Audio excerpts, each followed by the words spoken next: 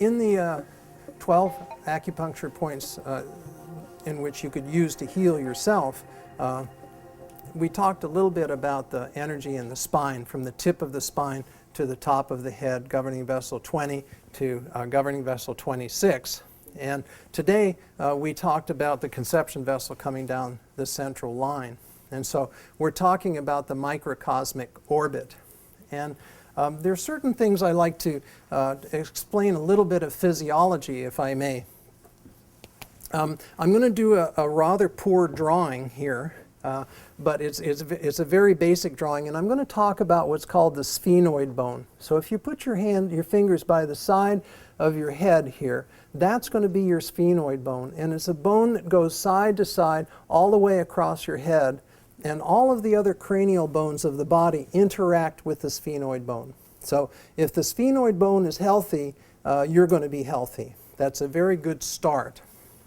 So if I were going to draw the sphenoid bone here like this, I'm going to put a little dip in it like this and across. And this isn't totally to scale, but it'll give you an idea of how the sphenoid is. So this would be your head coming out like this, and the rest of your jaw coming down like this. Okay, and I've made it larger than it actually is to emphasize a point that anything that's high in the body is most important. Okay, anything that's in the center is most important, and anything that's really, really protected is important. So you see the ribs as tremendous protection for the lungs and for the heart. So it's a very, very divine design here.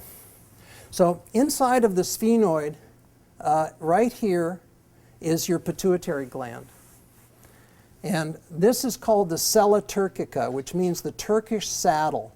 Okay, so the pituitary gland sits directly in the middle, completely surrounded by bone. All right, and so that's very fascinating. And the pituitary gland is like the master of the entire endocrine system of the body. So if your pituitary gland is healthy, you're going to be healthy. Now, I don't want to get too complicated in physiology, but there's an anterior pituitary and a posterior pituitary. And as the baby develops, this is a very interesting technical detail for people who are interested in physiology, the posterior pituitary uses one kind of tissue, and the anterior pituitary uses an entirely different kind of tissue. So it's quite fascinating. It's almost as if it's two different organs, but we call it one, and say, oh, there's an anterior pituitary and a posterior pituitary. And some people have theorized that the governing vessel, which comes up inside of your spine, comes into the posterior pituitary, and the conception vessel comes out the anterior pituitary. Okay, so it's almost like a yin and yang symbol, right? Like this. One would be posterior, and the other would be anterior, like this. So this would be yin, and this would be yang here. And so as we're starting to heal the energy of our spine, we're benefiting the governing vessel.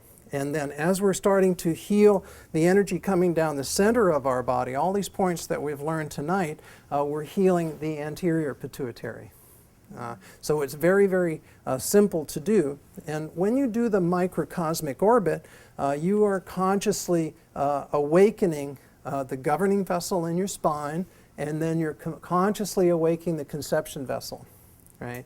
And I'm going to explain to you how you can do that visually. So I'd like you to sit up straight and uncross your legs. And it involves a very simple visualization. And if you practice it a little bit, you will get very strong results.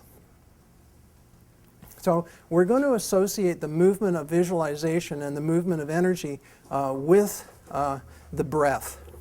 So we're going to visually imagine the base of our spine, the tip of our spine, called your coccyx, and we're going to start the breath there. It's where a governing vessel 1 is. And we're going to take a breath, and as we take the breath, we're going to raise the energy inside our spine from the tip of our spine, and we're going to go through 5 lumbars in the back, and then we're going to inhale through 12 thoracics, 7 cervicals of the neck and come over the top of our head to our upper lip. So the visualization is that you're at your full breath, you're at your upper lip. And then as you exhale, you're going to visualize coming down from conception vessel 24, exhaling through conception vessel 17, which we studied, conception vessel 14, the heart, conception 12, the stomach, and then 5, 4, 3, and in front of the rectum is going to be the full exhalation.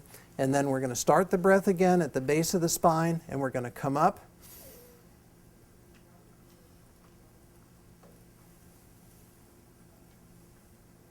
And then we get to the upper lip. We're going to exhale very slowly.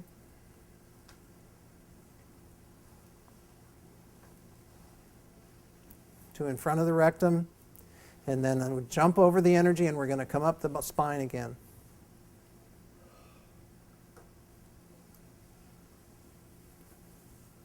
Over the very center of the head, through the third eye and the nose and the upper lip. And then we're going to exhale.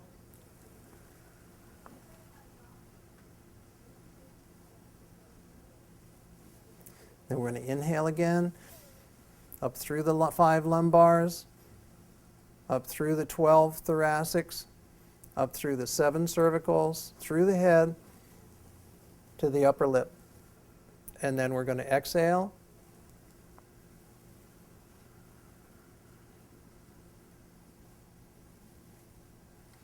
And then we're going to do it again from the base of the spine.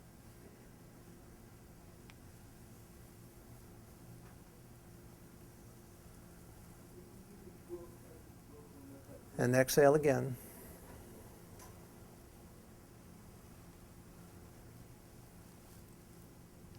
And the more you practice, the better you're going to be at it. Now inhale again from the base of the spine.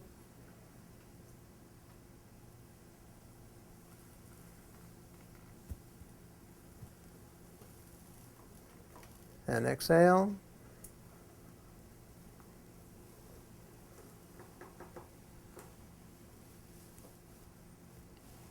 And then inhale again.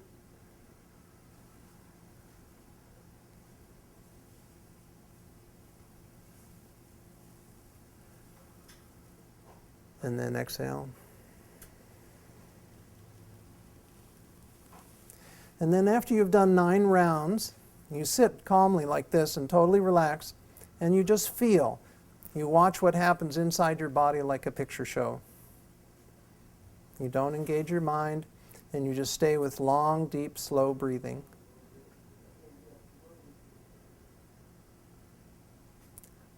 And the natural healing and powers of the body will take over. And a lot of times you'll feel energy moving in different parts of your body. And then you know that you've affected the flow of qi in your body. And you literally can heal yourself with this, and it's extremely helpful in meditation. And it will start to heal everywhere that you take the visualized breath through. So you'll be healing your spine, and you'll be healing your conception vessel down the front. And there's different people who use this as a different meditation. Some people who are into the Divine Feminine, they say Ma, the Divine Mother, coming up the spine like this. And then when they come down, they'll say Om, going all the way down. So they're going Ma, and then Om, like this. And you can match the divine sounds to whatever your particular practice is, or you can just stay with the straight visualization. And so this is a very powerful practice. The more you do it, the more you'll get your timing exactly right, so the full inhalation will end up at your upper lip, and then the full exhalation as you're coming down the front. So we've learned a lot of things tonight in a short period of time, and I hope that it's been very helpful to you. As you go home and practice this, you're not in a classroom situation or in a lecture situation. You're lying in bed. The points will become more evident to you. The sorenesses will become more evident to you. And the clearing of that soreness will become more evident to you. And then as you start to awaken to the fact that you're an electromagnetic human being, then the home entertainment center, the grabbing hold of your own evolution becomes more fun. And you also start to become healthier, happier, and holier in whatever tradition you come from. So this is the gift of the Chinese practitioners from the Taoists, from all of the great doctors over time in China, over 2,000 years. And Chinese medicine basically came to the United States in 1972 when Richard Nixon went to China to meet with Chairman Mao, and Scotty Reston, who was the most famous columnist for the New York Times, had appendicitis, and he was treated with acupuncture, and he saw operations where acupuncture was used for anesthesia, and he wrote about it in his columns, and all of a sudden it went all across the world. And then great practitioners like Miriam Lee in California got together with Jerry Brown and created the major acupuncture council here in California. And now there are literally thousands of acupuncturists getting phenomenal results, and there's terrific word of mouth. And one of the beautiful things about it is that a lot of people with enormous heart went into acupuncture. They were nurses and veterinarians and doctors and massage therapists, went in and became very highly skilled professionals. And the word of mouth from acupuncture is really what makes it work and what makes it popular. People say, I got treated and I got better, and often quickly. And it's not emphasized enough that acupuncture is used for prevention. You can go and see your acupuncturist when you're healthy. And you can go in and get a tune-up with a change of the seasons, because there's a different organ that's active in each season. So as you come into the fall, you would get a lung tune-up. As you came into the winter, you would get a kidney tune-up. As you came into spring, you would get a liver tune-up. As you went into hot summer, you might get a tune-up for your heart.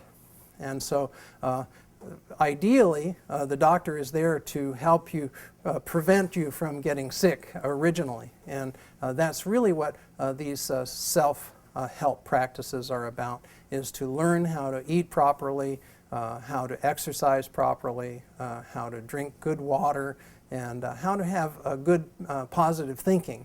And when you start to improve your path along all of these routes, you're definitely going to be healthier. And this is a very, there's a lot of toxicity in the world from, let's say, cars and media, and so we have to look out for ourselves in a stronger kind of way. And this has to do with opening up the heart and having a stronger love vibration and sense of service to humanity, and to live a life full of joy. And it really makes a difference when you take care of yourself. So I send love out to everybody, and I say thank you very much, and I hope these points are beneficial to you. And once you've practiced them and learned them, you can go and turn other people onto them and say, oh, isn't this interesting? Check this out. Maybe I can do a little massage on you, and we can help you. And you can use it on your babies. You can use it on friends in the hospital. You can use it on your family and anybody who you run into at the office. They might think you're a little crazy, but when you work on large intestine 4 from the last class and the headache goes away, then you know they'll always remember you for that moment. Or if you have good advice on diet and exercise and healthy living styles. So thank you very much. It's been a delight to be here, and I thank you. Good night.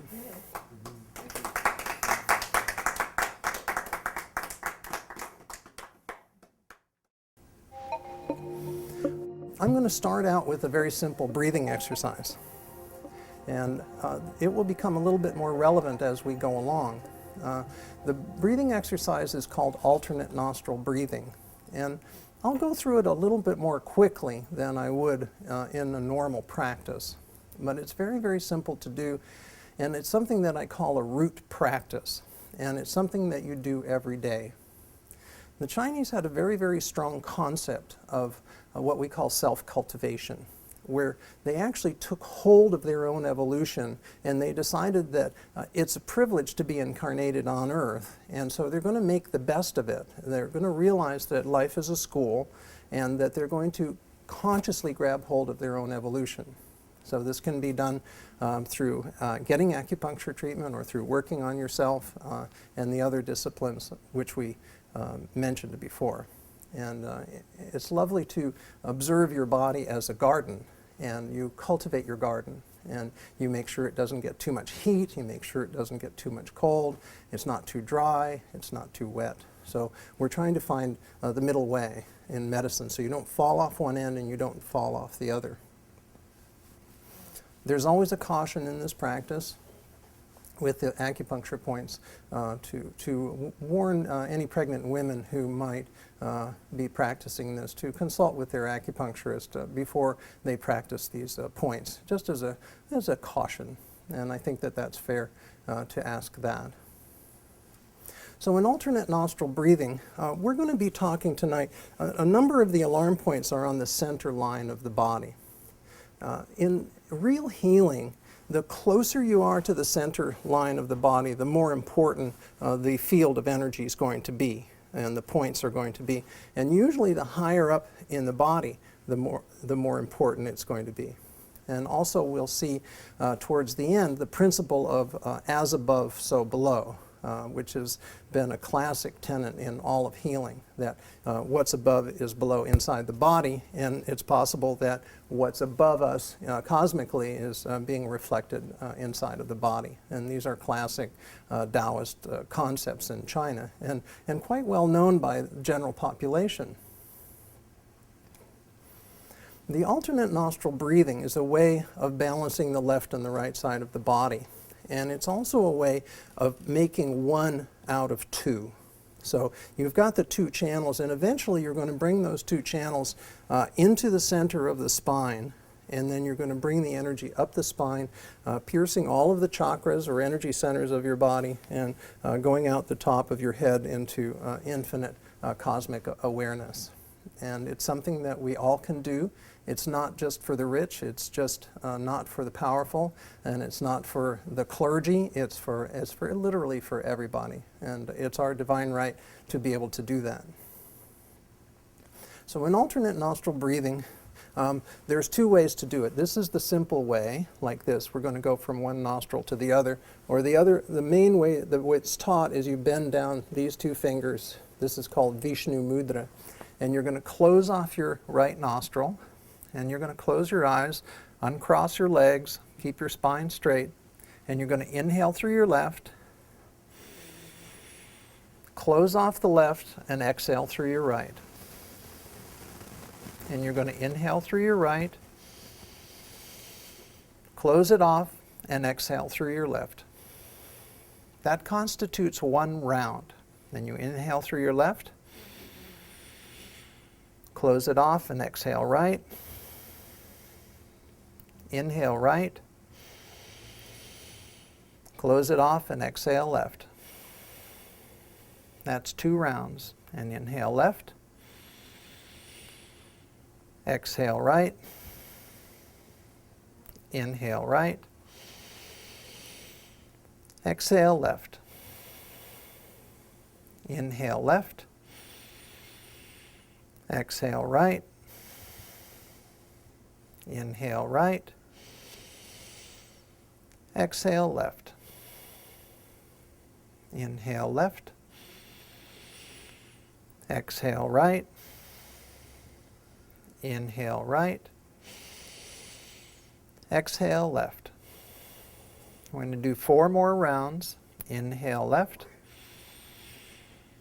exhale right, inhale right, exhale left, inhale left, exhale right, inhale right, exhale left, inhale left, exhale right, inhale right, Exhale left. Inhale left. Exhale right. Inhale right. Exhale left. That constitutes 9 rounds, and then you put your hands down and you sit very, very quietly and feel what's happening inside of your body.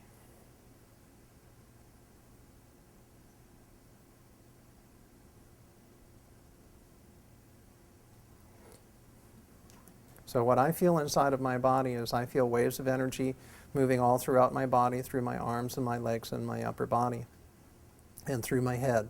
If you were to have a Kirlian photography photograph of my body, you would maybe see waves of energy coming off of it. And this is something where you can actually feel the energy moving inside of your body. If you noticed, I counted on my fingers like this up to 9, and then I stopped. And sitting for 5 minutes afterwards will put you automatically in a meditative state. And almost everybody, after a little bit of practice, and often on the first time, will be able to feel energy move through their body. And once you feel energy moving through your body, then you'll always be able to find it again. It's a fundamental concept, and we're trying to put the fun back in fundamental, because these practices should be fun. They should not be difficult. So this is an easy way to start to feel the qi move through your body. And we're going to examine some points that are very important in the body and very helpful for you to heal yourself and to evolve your consciousness, and also as a diagnostic tool. Good evening. I'm very happy to be here at the Open Secret Bookstore in San Rafael, California. My name is David Cushing Fease, and I've been an acupuncturist for 20 years, and I've been an energy healer for 30 years, which means that I'm what's called an energy sensitive, which means that I can feel energy within your body and in the outer fields of your body. And it's a gift that I had and was able to develop. So when I talk about the acupuncture points, when I talk about what they do and how they feel and what the energy feels like, they're very alive to me. And one of the great things about the Chinese is that they absolutely got the system correctly. They understood how the meridians worked, and they understood where the points were. Now, a meridian is known as an underskin river of energy. And it means that the energy runs under the skin very shallowly, and it runs in little, what might be called tubes or pathways. And there are points where you can drop into those tubes or into those meridians, and you can affect the flow of qi, or of life force that's within the meridian. And there are some places that are more powerful than others. So in the other DVD that we did last night, 12 acupuncture points that could save your life, we discussed the primary points that are used very, very commonly in Chinese medicine and by most acupuncturists. And tonight we're going to talk about the 12 alarm points of acupuncture. And an alarm point is, they're often used, but they're often used for diagnosis. And if the point is sore, it means that there's blocked energy there. And you want to find out if it's blocked, how to unblock it. But usually, if an alarm point is sore, it means that the physical organ is involved. So this can be used by doctors, it can be used by nurses, it can be used by different practitioners within what we call the scope of practice, people who are allowed to diagnose. So you have to work within the laws of your particular state. And I emphasize that, to stay within the law as far as diagnosis is concerned. But it's very helpful for yourself. You can use it on your family, you can use it on your friends, and it gives you a real indication. So for example, if you weren't sure whether a liver organ was involved or a kidney, you would palpate the alarm points, and then if one was much more sore than the other, you would know that that particular organ is most likely involved. And then you would correlate it with the pulse and with the tongue and things like that. But the alarm points are very, very helpful. What I'm trying to do here is I'm trying to empower everybody who gets to see and listen to this DVD to heal themselves, to be healthier, to be happier, to be holier. And And I've been successful in doing that. I've taught these courses all around the world for a number of years, and now I want to be able to hand it out to everybody, because we're at a point where if you learn how to heal yourself and you take early action, then you're going to be healthier, and medicine is basically becoming unaffordable. And if you learn how to heal yourself through diet and nutrition and through exercise and good thoughts and meditation and various other disciplines, you're going to be healthy, and you won't end up in the medical system. And when you come to the conclusion that your entire body is really truly energy, then you start to pay attention to how energy works in the body. You can find out how energy works in the body through yoga. You can find out how energy works in the body through meditation. You can find out how energy works in the body through many different systems. The energy is actually something that you can feel within your own body, and that's a very exciting process to learn how to do that. People say, well, how do you know when you feel energy? A simple way to say that would be that if you felt a shiver go through your body, in a way that's the way the body is adjusting itself, but you're actually feeling energy move. And sometimes it's very dramatic. You can see it in animals as well. So the children would describe the energy as it feels like little ginger ale bubbles moving in their body, or an adult might say it feels like champagne bubbles. Sometimes it feels like a little wave, sometimes it feels like light, sometimes it just brings a smile to your face.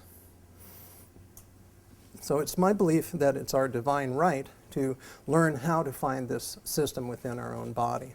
We know for sure that it exists. It's not a theoretical level. It's something that I can feel. It's something that the Chinese have known for over 2,000 years of evolutionary medicine. So our last point in the alarm points that we're going to talk about tonight is the kidney alarm point, and we found it in Mr. Coloboma. We could see that second floating rib, and it's actually down and behind. You go to the total base of your ribs, and you go behind liver 13, and you keep going back, and you'll find the tip of that last rib before it drops off into your abdomen. And I'll tell you, sometimes it's really, really sore.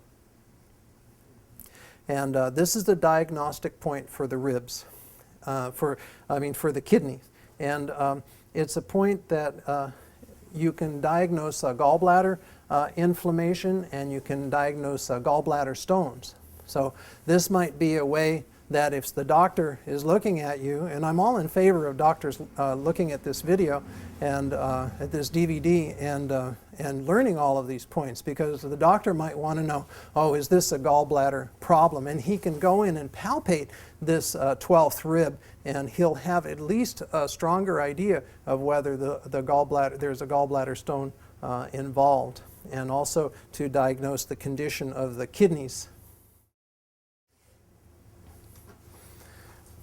And you always want to know if you have a kidney problem, because if the kidneys aren't working well, you've got a real problem. And in Chinese medicine, there's always an association between the kidneys and low back pain. All right? It's the same way that when people are drinking a lot of coffee, particularly men, I always ask them if they have lower back pain, are you drinking coffee? And I have them stop drinking coffee, and often their back pain starts to get immediately better. So this is called capital gate, and it's used for pain in the ribs. It's used for pain in the shoulder. It's used for lumbar pain, the base of the spine, and you can't stand and bend, and it's used for hip pain and kidney pain. So there are a lot of people who literally can't bend over well, and so they're like this and they're like this, and so they can go in and they can start to massage these points. You find that 12th rib, that kidney alarm point, and you start to massage it, and all of a sudden you find, oh yeah, I can bend over a little bit more easily.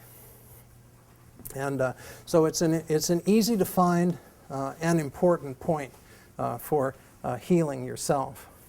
So we've learned a series of 12 alarm points for the body, and they've been easy to find, I hope. Everybody's sort of nodding their head, saying, yes, it was easy to find. And sometimes you find soreness. We're always looking to see if it's on the right or the left or if it's bilateral. And that starts to give you information as you're doing detective work about your own body. And so you literally can set about healing yourself. And as I always remind people, soreness indicates blockage. And the soreness diminishes or disappears, the life force is going to start to return. And whenever you work on these points, if you do find sorenesses and you release energy in your body, I always recommend people to drink a lot of water so that they're going to flush any kind of toxins that are released in their body out of their body. And that way you won't feel kind of a little bit off after you've worked on yourself. If you drink a lot of water, it'll just flush that out and you'll feel a lot better in your being. So we're going to do 2 more points here, and then I'm going to talk a little bit about the microcosmic orbit. And I brought a human skeleton with me here, and I'm going to stand up and have a look at it. This is a gentleman named Mr. Coloboma, and he's an amazing specimen in very good condition. And the reason that I want to show him to you is to show you 2 what we call floating ribs. And once you see them on the skeleton, it'll be easier for you to find them on yourself. So this is the 11th rib, and this is the 12th rib down here. And as you can see, the cartilage joins all these other ribs up here, and these 2 are floating. So we're going to be talking about the 11th rib and the 12th rib. And you can see that very clearly here. Is that clear to everybody where this is? And then I'm going to show you how to locate it on your own body. And they're very important alarm points, and they're very easy ways to start to heal and help yourself.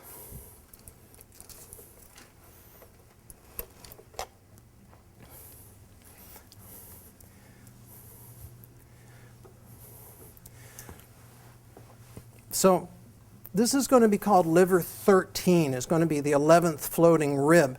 And usually the easiest way to find it is that as you're hanging by the side of your body, where your elbows hit is almost exactly where you're going to find the liver 13. And liver 13 is the alarm point for the spleen. So it's very, very important.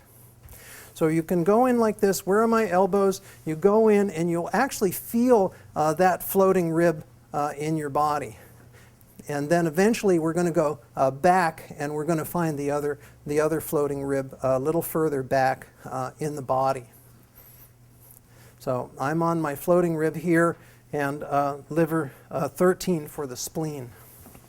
Now in Chinese medicine, the spleen is considered maybe to be the most important organ. And we say that the spleen takes the top 1% of your food, the creme de la creme of the energy of your food, and it cooks it, and it steams that energy up to the lungs, and then the lungs circulate that energy throughout the body. And if your spleen is not functioning correctly, you're losing the top quality of your food. And so you can be eating the best sprouts, you can be eating the best energy and taking the best herbs and all of this kind of thing, but if your spleen is not functioning well or it's totally asleep, you're going to lose that highest quality of food. And the highest quality of the food is the most important to feed your brain, to feed your cells. And if the spleen's not functioning well, it doesn't transform fluids, and you start to develop dampness. And then the dampness gathers and gathers and gathers, and by becoming a lot of dampness, it generates heat, right, underneath the dampness, and then the dampness evaporates. So that's where the yellow starts to come from in the back of your tongue. And as the moisture evaporates, it leaves a mass. Okay, it becomes hard. And the more it evaporates out, the harder the mass gets. And so you might have breast lumps, you might have ovarian cysts, you might have lumps inside of your body where there's congealed energy. So it's very important to have your spleen functioning well. And the things that knock out the spleen in Chinese medicine are very, very clear. Processed sugar puts the spleen to sleep, and cold drinks. And so we encourage, we always say when you go into a restaurant, first of all, I prefer some form of bottled water, but you say, I'd like water, no ice with lemon. And so you just develop that almost as a mantra, because 90% of the restaurants will come in and the first thing they'll do is they'll give you a glass of ice water. And as soon as you get ice water, you're going to slow down your digestion. And it's just as simple. Cold slows down energy, and warm speeds it up. And all throughout Oriental society, even in the hottest days of the summer, you'll see Chinese and Japanese people ordering hot tea. They won't be ordering cold drinks. And so you want to have a well-functioning spleen. And there's good treatments in acupuncture for it, there's good herbs for it, but the real secret is not to develop the problem in the first place. So this is called a camphorwood gate, and it's the meeting point for all of the yin organs. Okay, so the yin organs would be your solid organs, the heart, the lungs, the spleen, the kidneys are your yin organs, the most important organs of your body. And we say it's a place where wood receives earth. It's on the liver channel, but it's where the liver and the spleen meet. So it's an alarm point for the spleen. And it's good for the liver and the gallbladder. It's good for any kind of liver pain. I don't know if you've had liver pain, but when you feel it, it doesn't feel very good. It really doesn't feel very good. It's good for the chest and the ribs. It's good for anal prolapse, and it's good for any kind of vomiting or bloating, and for the mastoid and lymph at the occiput, at the base of the neck. So it's a very important point. So we find the tip of that floating rib, and it's very clear. It's floating. It's different. If you feel the other ribs here, you can actually feel that they're attached by cartilage. And then you get to a point where the cartilage ends, and you feel the floating rib. Okay, and that's going to be liver 13, where you would diagnose the condition of your spleen. So easy to find, easy to treat, and often when this is sore, you can go all around the head of the rib. You can go in the front, the top, and the bottom, and even behind it sometimes, and just check and see whether that's sore or not.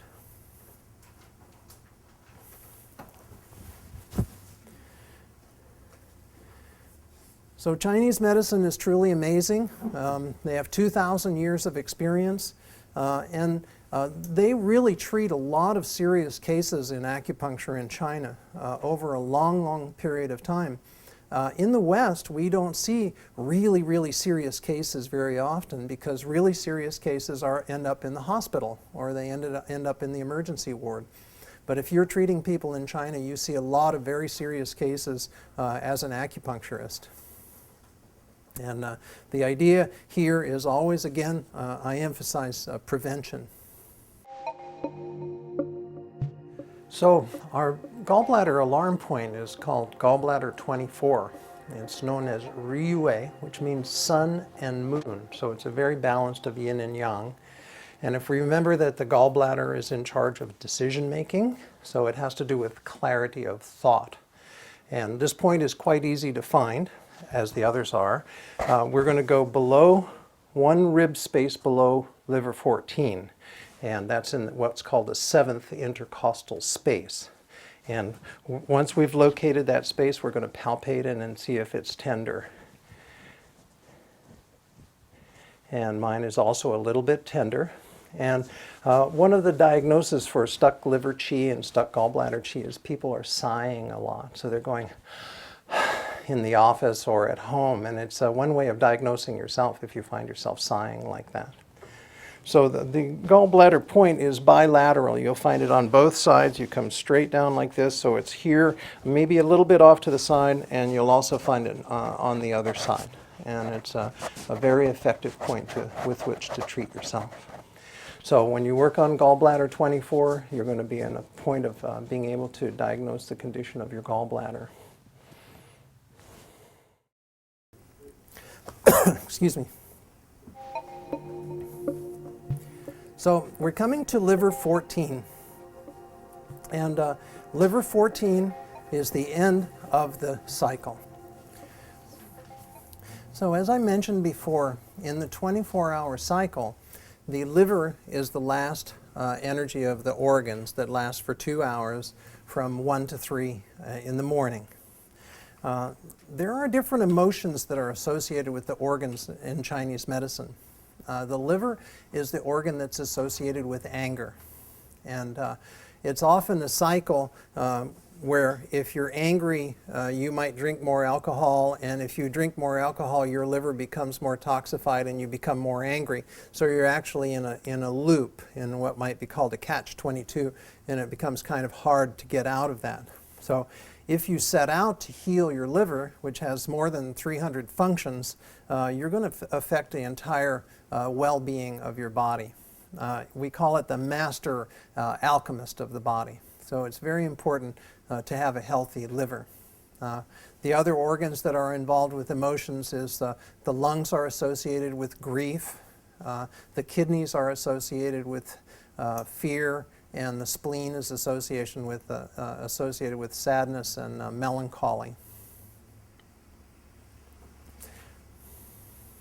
So liver 14 is going to be different physiologically in each person. But basically, we're going to go 2 ribs below your nipple. So you find your nipple as a man directly center. As a woman, you would imagine being, like this. And you go 2 ribs below. The first rib would be stomach 18, and then you go a rib below, and it's liver 14. And you go in there and you feel, and as I'm doing it myself, I'm like surprised to find it's a little sore, And so it's bilaterally sore. So I'm going like, oh yeah, maybe I need to pay a little bit more attention. So with myself, I stopped drinking alcohol as a practice coming into spring since the first of the year. So I know alcohol is not a factor at the moment. And I always drink in moderation, and I encourage everybody else to as well. And that means 1 glass of wine and not 3. Another way to find this is to find conception vessel 14, which was 2 fingers below the xiphoid, and then come out from conception vessel 14, and you'll be able to find liver 14. So 14 and 14 is a way to remember that. And then if it's sore, you start to massage it very gently. You go down to find when it's sore, and you hold it. And you can do whatever visualizations you like for clearing it. And then you let it go. You give that blocked energy somewhere to disperse to, rather than attacking it. And you maybe do it 2 or 3 times, or 4 or 5 times, and then you leave it alone. And you come back to it in a day or 2 and see how does that feel. So you don't bruise yourself. And this is a very powerful point in your body. And we say, for people who like extra knowledge, that there's a subtle branch between liver 14th and governing vessel 20 at the top of the head. So this is called cycle gate, and it's the end of the 24-hour cycle. It's in the 6th intercostal space for people who like physiology. And we say this spreads the chi of the liver. And whenever you spread the chi of the liver, you're going to be healthier. What happens is, in our society, if you understand the idea of contraction, that when things go into contraction, they don't function as well. So everybody's had that experience where your heart goes into contraction, your stomach goes into contraction when you're at work or at the job or under pressure. Your genitals go into contraction, your rectum goes into contraction, your breathing goes into contraction, your throat goes into contraction. And so you can end up being a mess if you're under a lot of stress, which is really the great killer in our society. And so we always encourage people to not work so hard, to take time off, to nourish themselves and heal themselves. That there's no end to the stresses of society or to the demands of work. And so you have to find a middle ground where you're taking time for your own health. Because if you stay in stress constantly, your adrenals will constantly be stressed, and it's proven that your health will deteriorate. And then if your health really deteriorates, you're going to be good for nothing. And so that's what we're here for, is to learn how to be vital and how to be happy as well. So it spreads the liver qi, it transforms and removes congealed blood, and it releases gallbladder 20, which is the point that we learned last night behind the head here, the natural indentation where your finger fits here, and benefits the eyes and benefits the entire head. So this is good for all rib pain. It's good for a nervous stomach. You can see how it's on the same level as your stomach approximately. It's good for former alcohol and drug abuse.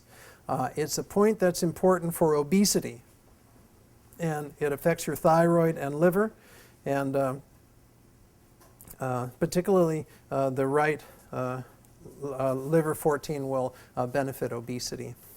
And obviously you have to look at a lot of things, but if your energy system is functioning well, you're going to have better digestion. You're going to have better absorption of food in your body.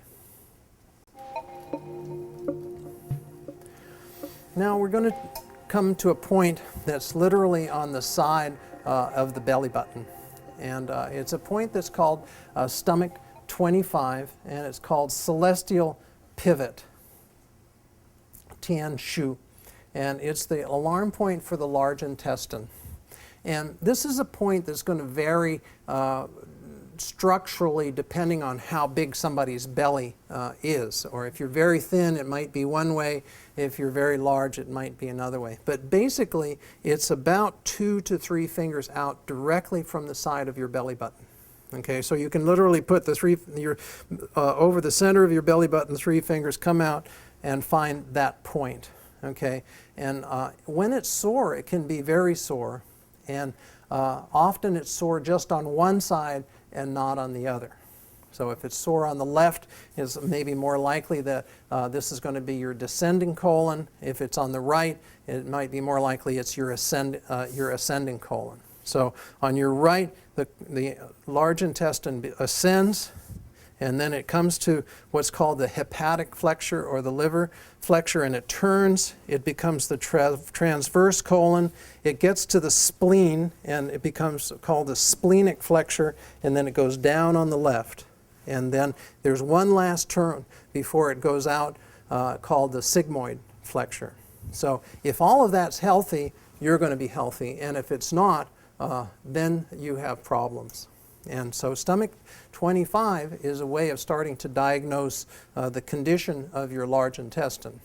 And if it's really sore and your large intestine is not working well, if you don't have what's called good bowel transit time, then you've got stagnant energy in your body. So there are people who don't go to the bathroom for 2 or 3 days.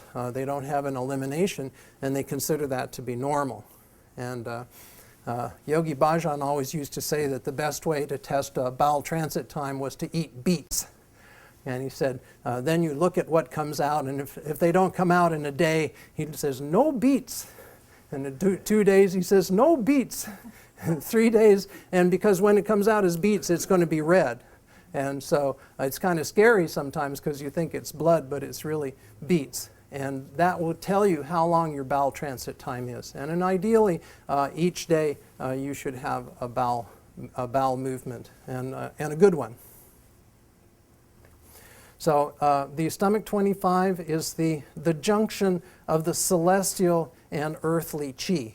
So that's very interesting that this is kind of a pivot point. Okay, we see the word pivot, so you might bend here like this, and so this would be a divider between the earthly energy and the celestial energy, almost the same way as we saw the diaphragm as separating the higher energies from the lower energies. It regulates the intestines, it regulates the qi of your body, and it eliminates stagnation.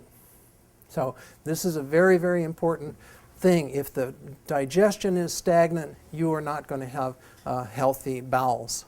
And as we discussed last night in the 12 alarm points, in the 12 acupuncture points that could save your life, stomach 36 is a point that helps with peristalsis, how the food is moved through the colon. And these other points like conception vessel 12 and for the stomach and this alarm point for the large intestine are ways of starting to move stagnant qi. And this will also move through exercise. So if you're not exercising, the energy in your digestion is not going to move correctly. Or if you're eating very, very heavy foods or you're not chewing your food well, the food will become stagnant. And if it becomes stagnant in your colon, it's going to seep toxins into your body at a certain point after whatever nutrition is there is taken out. And there are some very good colon cleanses out there that are done, particularly now at springtime is a wonderful time to clean the colon. There's different formulas, Arise and Shine, the Gaia herbs, the blessed herbs, which your practitioner can guide you to as a really good colon cleanse and cleaning the liver and getting everything functioning well and having a good tone in your body. This large intestine alarm point, stomach 25, is good for intestinal paralysis, endometriosis, low back pain. You would see it going directly back here. Edema of the whole body, again for menses and urine. And it's also good for acute eye problems and rapid pulse. And the more esoteric tradition says that the right stomach 25 has to do with the lungs and the left stomach 25 has to do with liver and stagnant blood. And that's one of the beauties of having a DVD is that when you get a lot of information, you can just run it back and say, oh, what did he say? And you don't have to take notes so much.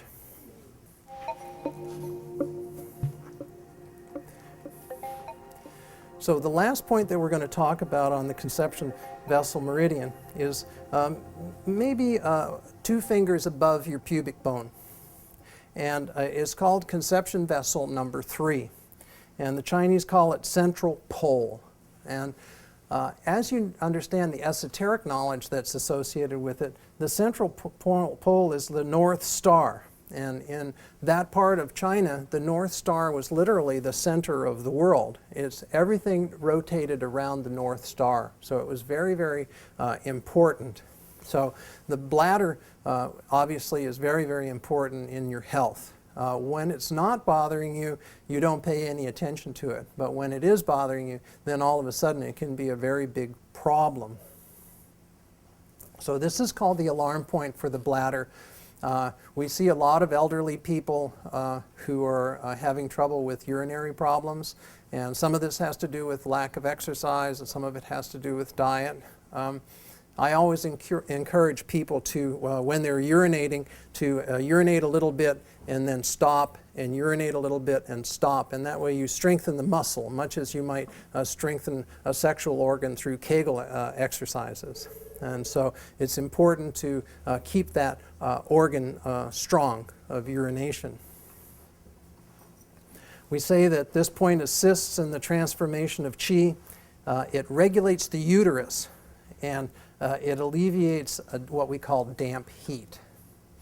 And damp heat, as we talked about last night, usually comes from alcohol, fried foods, and sugar, and things like that, which is very common in our society, sometimes also from spicy foods. And damp heat is often diagnosed, let's say, in the back of the tongue. It becomes a little yellow, and it becomes a little bit what we call greasy. When it's full on, it's very easy to see. So you stick out your tongue and you have a look at it in the mirror. And also a good idea to scrape your tongue every day with a spoon or a tongue scraper, and just make sure that any kind of heavy coating is taken off and the life force starts to pulsate through into your tongue. So this is used for acute abdominal pain.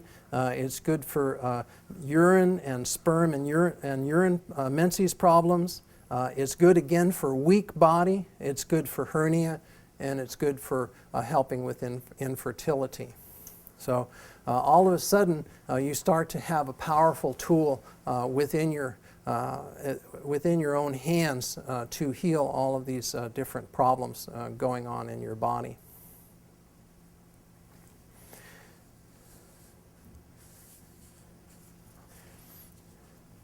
So we've completed the conception vessel line here. So very, very strong here, conception vessel 17. Very strong conception vessel 14, alarm point for the heart. Conception vessel 12, the alarm point for the stomach. Conception vessel 5, 4, and 3, as we discussed. And so you can actually affect all of that yourself. And remember that if anything is sore, that there's blocked energy in there. And you can actually go in and start to tease that blocked energy out and make sure that the energy's flowing through your body.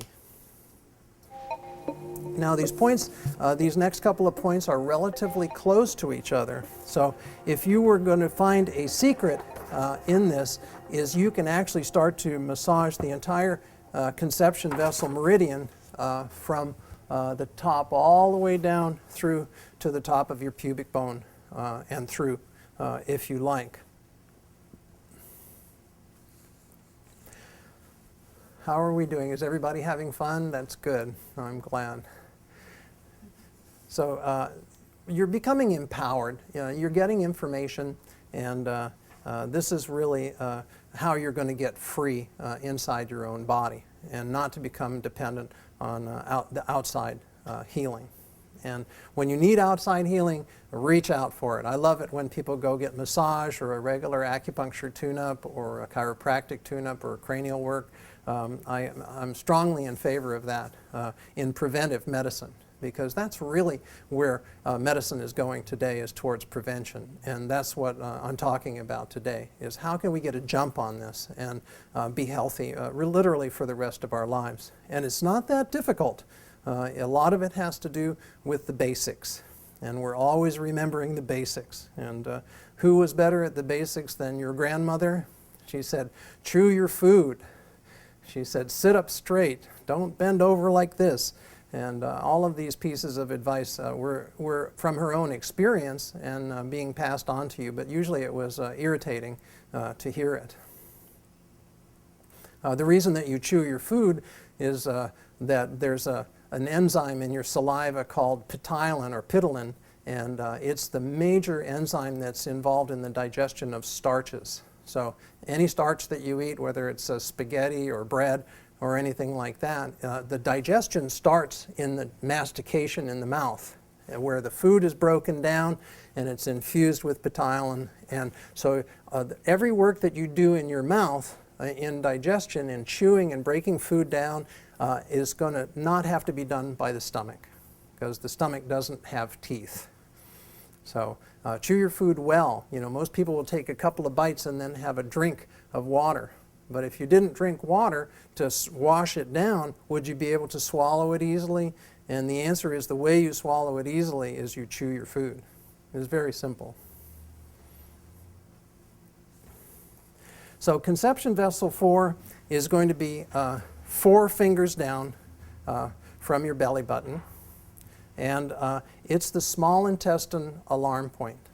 And obviously the small intestine is what takes the nutrition, the majority of the nutrition out of the foods that you eat.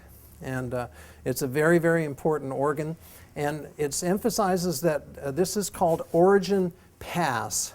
And this has to do with original qi, and it has to do with original yin and yang. So it's an important point. So we're going to be lying in bed, we're going to be lying down like this, we're going to go 4 fingers below our belly button, and we're going to find that point and see if it's tender or not.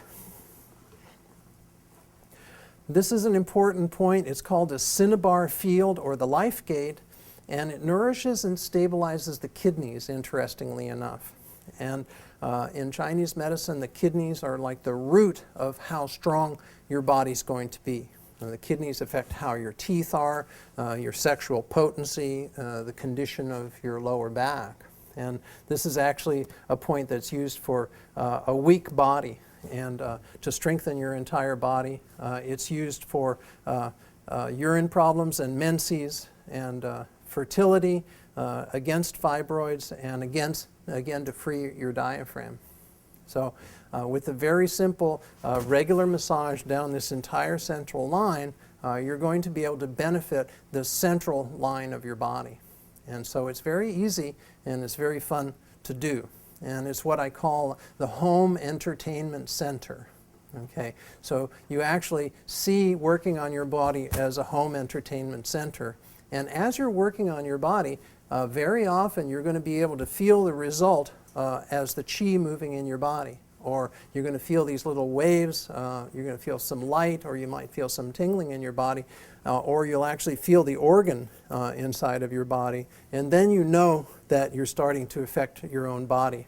And as soon as you feel the energy move in your body, the first thing you do is you don't grab it with your mind, is you go to your breath. So you feel the energy move and you immediately breathe, and you mentally can send the breath right to where you feel the energy, and then see if it changes qualitatively. Sometimes it'll get stronger, sometimes it'll get weaker, sometimes it'll move to another part of your body. So you might feel it in your knee, you might feel it in your shoulder, and you might feel it in your head. So the energy is going to go to where it's needed in your body. So when you realize that you can mentally and physically contact the interior energy of your body, then all of a sudden it strikes you like an illumination that you can have a dialogue with the interior of your body and that you can heal yourself. And it's very, very exciting.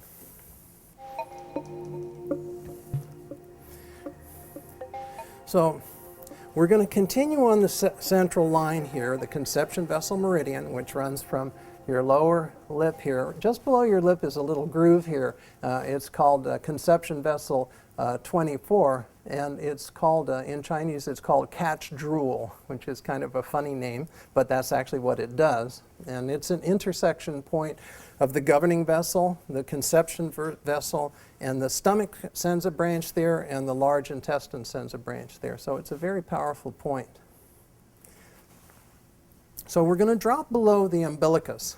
And, you know, we kind of, everybody has one, but almost everybody's forgotten that there was like a little tube that went from here to your mother that fed you for at least 9 months constantly. You know, and that was literally your connection to the world, that literally you were like a spaceman or a spacewoman floating in amniotic fluid, growing at a speed that is absolutely phenomenal in a tremendously intelligent way. So we want to respect the belly button and not use it just as a point of measurement. So we're going to drop down below the belly button. I'm going to stand up here. And you find the belly button. I think everybody has no problem with that. And you go about 3 inches, 3 fingers below the belly button, and you're going to find a point called conception vessel 5. And conception vessel 5 is the alarm point for the triple burner meridian. And the triple burner meridian is very interesting. It's, not everybody is in agreement as to what it is. Obviously, to the practitioner, this represents your upper burner, this represents your middle burner, and this represents your lower burner. So that would be the obvious solution to understanding the triple burner. So in one meridian, we can affect those. And this is like a denser, more like a marsh, and this is more like a water, and this is more like a mist, if you were going to see it as the energy is rising. And the literature points to the idea that the triple burner meridian may represent the connective tissue of the entire body, which is a very profound concept because the connective tissue wraps all of the muscles and all of the organs from head to toe. And it's a fascinating idea to think that what would happen if there was literally a communication system through the entire connective tissue of the body that was independent of the nervous system. And it's a very, very interesting idea to think about. So you're just below the belly button and into conception vessel 5, 2 fingers below. And that is the triple burner meridian. It's called stone gate. And so we think of this, a stone would be any kind of mass that accumulates inside of the body. So it could be even a gallbladder stone, or it could be a kidney stone, or it could be a physical mass. And in Chinese medicine, physical masses usually represent stagnant energy. So if a woman gets a breast lump or an ovarian cyst, or a man has a lump in various parts of his abdomen or on the ovaries, then that's a form of stagnant energy. So we always said that to avoid breast cancer, one of the very best things that you can do is to exercise. But this doesn't apply just for breast cancer. It applies to every single person. And there's really not enough emphasis on this in the healing process. So this is the idea. You're not well, and so you reach out for somebody else to heal you. But you have to ask yourself, am I exercising? Am I getting 20 minutes of aerobic activity at least 3 times a week or more? And the answer for a lot of people, particularly in America, is that the answer is no, because we're spending a lot of time in cars. And so as you examine your own life, really be honest with yourself and ask how much exercise are you getting? And is the energy in my body becoming stagnant? You have to move the breath, you have to expand the lungs, and you have to move the blood through the liver, through the kidneys, through the different organs of your body, and through your brain as well. And if you're very, very sluggish and sedentary, your energy is going to be sluggish and sedentary. And it's going to become more and more like this as people are sitting more at computers, as there's less exercise programs in school. So you actually have to organize yourself, you have to organize your family, you have to organize your friends and school children, and actively grab hold of this idea of conscious exercise and making it fun, not something that's work. So find something that's fun, that excites you, and do it. And do it as a regular practice. So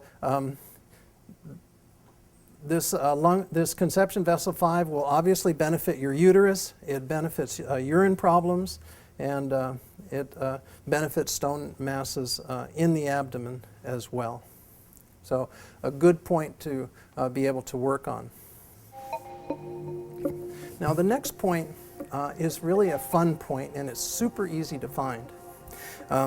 Between the belly button and the xiphoid process, the pigeon's tail right here, which we talked about, you're going to go exactly halfway between those 2 points. So you're lying in bed and you're like this, and your tummy is relaxed, and you find the belly button and the xiphoid, and you find the exact middle point. And that's called the alarm point for the stomach. And it's a very, very powerful point in the body, and very helpful. It's called the supreme granary. And anything that has to do with a granary means that there's a sense of storage there. There's a sense of the idea of food. If you lived in China over the last 2,000 years, in 2,000 years of recorded Chinese history, there never was a province without famine, in which often millions of people died. And so the idea of food becomes very important. We take food for granted, but in ancient biblical times, people put up food for storage for the lean years when there might not be food 2 or 3 years ahead of time. And people who stored up food were saved, and people who didn't store up food were not. So if you're sore directly in the middle here, you're going to have to pay attention to your stomach energy. You're going to have to pay attention to what you've been eating over a long period of time, and also what you've eaten recently. And the Chinese truly believe that if the stomach and the spleen, which constitute earth element, are healthy, your whole body is going to be healthy. And if it's not, you're going to lose power, and your digestion's not going to be good, and you're not going to be healthy, basically. So we say that this conception vessel 12 dominates what are called the yang organs, which are hollow organs, organs that hold and transport energy. So a hollow organ would be large intestine, small intestine, stomach, and gallbladder would be transporting organs. And this is the point where all of those energies come together. And it reinvigorates stomach qi, and it transforms rebellious chi. So a lot of people, they'll have burping, or they'll have vomiting, or what we call a running piglet syndrome up. And this is a way that you really can start to heal yourself and treat your own body. So Dr. Stone, as I've mentioned before, who founded polarity therapy, said God geometrizes, okay, that there's a sacred geometry to the body, that there's a sacred design to the body. And if indeed we came from evolution of millions of years, all of these meridians and pathways and the function of the organs have a real intelligence to them. And we've forgotten that the organs themselves are intelligent. And so once we start to treat the organs like they're intelligent and not stupid, we have a much better relation to ourselves. And as we start to relate to our internal organs as if they're really alive and energetic, then we're less likely to get sick. And if you're less likely to get sick, you are more likely to be happy. It's very, very simple. This is an intersection point of the small intestine and triple burner. And it can also be used for vomiting, and again for the diaphragm, and for mental problems and angina, when you start to feel a pain in your chest. So these are points that if you work on these points and you check out these points, both the 12 acupuncture points that could save your life and the 12 alarm points of acupuncture, you're going to have a tremendous tool to avoid problems and be self-correcting. And as I mentioned last night, Padrino Sebastião said, knowledge is really, really important, he said, but the great thing is our ability to change. Okay? And people forget that. We have this tremendous ability to change, whether it's quitting smoking or improving our diet or improving negative thinking to positive thinking. It really makes a tremendous difference in how your health is going to be. So we're going to continue this idea of the center line of the body, and then I'm going to start to make this all link up together in what's called the microcosmic orbit, which is a very powerful meditation that's taught in Taoism, and it'll start to make sense as we go along. But I want to get through the points first so that you can find them and you have an idea of how powerful they are. The second point, there's a point called, we call it in Western medicine the xiphoid process, which is the last bone at the bottom before you go into the stomach area. You can actually feel it on yourself. It's a kind of rounded bone just where your two ribs come together. The Chinese call this the pigeon's tail, which is a lovely way of knowing it. And sometimes it gets really, really sore. What we're going to do is we're going to go about 2 fingers below the bottom of that xiphoid, or below the pigeon's tail, so about the width of your 2 own fingers, and we're going to find a point called conception vessel 14. Now, the conception vessel starts right here below the lip, and it goes directly down the center of the body to in front of the rectum. And then the energy jumps across the rectum and it comes up the spine, inside of the spine, over the top of the head to your upper lip. And then the energy jumps over the upper lip to the lower lip and becomes the conception vessel. So it's literally a complete circle, which will be involved in the microcosmic meditation, which I'll teach at the end. So as you're diagnosing yourself or somebody else in an appropriate situation, you would go 2 fingers below the xiphoid and you would palpate that person, usually lying down. So if you're lying in bed, it's the easiest way to diagnose this point. And you find out, oh wow, this is really sore. And so you know that your heart energy is involved directly when you find soreness at this point. And so the mantra is, soreness indicates blockage. And if the blockage diminishes or disappears, you know that the life force has come back and the quality of energy in that organ has really, really improved. So it's a very, very simple way to diagnose yourself or others, and a simple way to heal your own energy. And as I said before, anything in the center line of the body is going to be the most important. So these are all powerful, powerful points to use to heal yourself. So this is called the Great Tower Gate, and it calms the spirit, it regulates the chi, it pacifies the stomach, and again, benefits the diaphragm. So we see this emphasis on the diaphragm, that if the diaphragm is free and moving easily and it's not locked up, you're going to be healthier and you're going to be happier and you're going to be breathing better. So we start to see a correlation between lung 1, which we found so easily, conception vessel 17, and conception vessel 14, above and below the diaphragm. And also the way that we always remember to free the diaphragm is we do a lot of laughter. They have, in China, they have laughter clubs. And what they do is they get together and they just start laughing. And it's a contagious laughter. And one person starts laughing and another person starts laughing. And all of a sudden everybody in the room is laughing. And it becomes one laughter feeds another. And so you really go, ha, ha, ha, ha. And you can't even control yourself at a certain point. And you're actually freeing your own diaphragm. So it's a great way to do that. So go out and see funny movies, watch various political speeches and things like that, and you will be laughing for the rest of your life. Anything that has to do with the heart has to do with mental diseases as well. So whenever you heal the heart, you're going to heal the emotions. So it's good for seizures, it's good for stomach ache and hepatitis, shortness of breath, a hernia, and any kind of cramping. So we talked about in the 12 acupuncture points that could save your life, the heart points that would release any kind of heart problem. So if you feel like you're having a heart attack, go in and start to massage conception vessel 14. And if it gets really bad, dial 911. But a lot of times the problem goes away.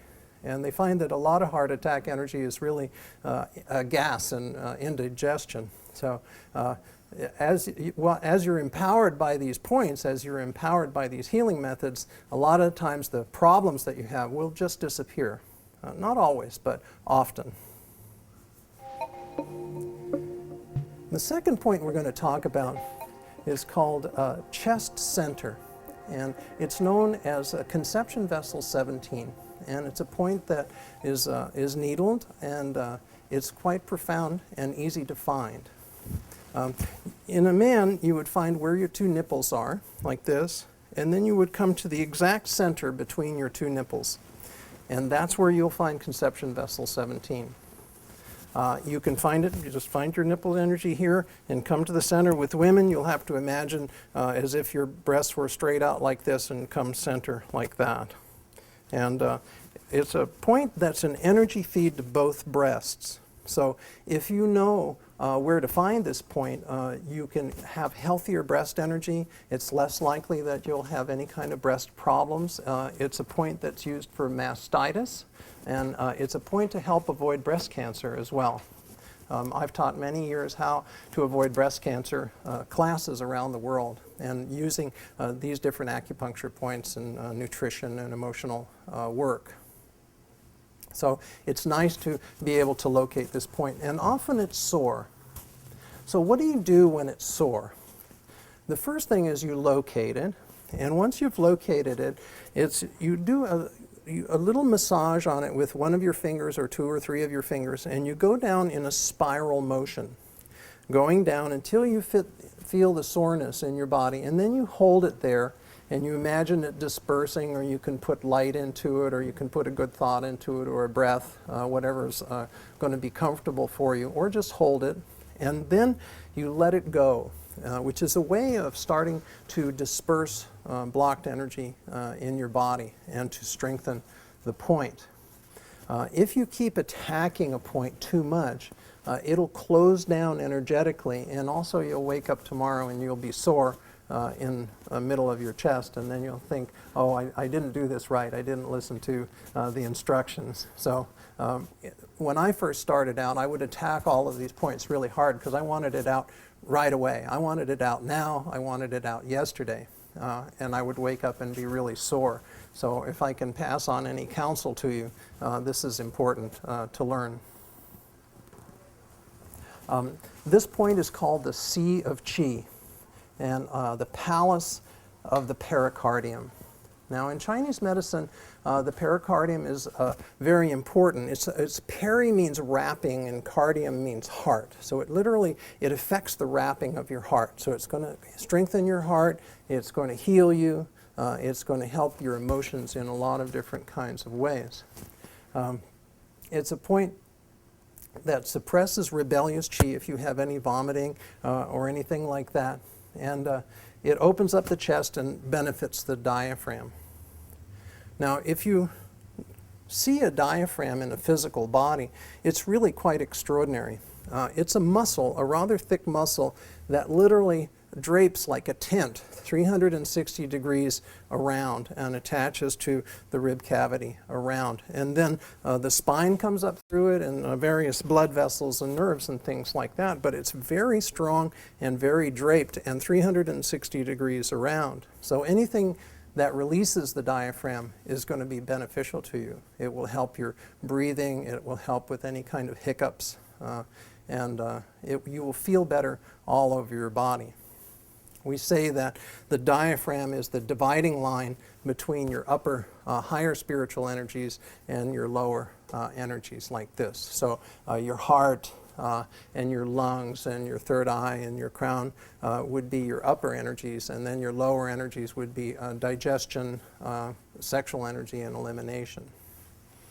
So when you free the diaphragm, it's a good thing. I don't know if people remember Norman Cousins, who healed himself watching Marx Brothers films and W.C. Fields films. He laughed his way back to health, because laughter is the way that human beings free the diaphragm. The diaphragm is usually freed in animals because they have a cross-crawl movement where their leg and arms move opposite, even like a child crawling across the floor. But once we stand up, we lose that ability to free our diaphragm. So this is a point that can start to free your diaphragm, and it's good for mastitis, it's good for any kind of lactation problems, it's good for healing all the breast energy, and also obviously the heart center or the heart chakra of your body. So we call this the alarm point for the pericardium, and energetically it's the crossing point between spleen, kidney, small intestine, and triple burner. They all send a branch to this point. So you're actually touching 5 different meridians with one point. It's quite profound. So easy to find. You find your nipples like this, you come directly to center, and you're in the alarm point for the pericardium, the sea of qi. Very important point, and a real easy way to start to heal yourself and also benefit your emotions. It's used for mental problems as well, and swallowing and belching and anything that has to do with digestion, including the esophagus.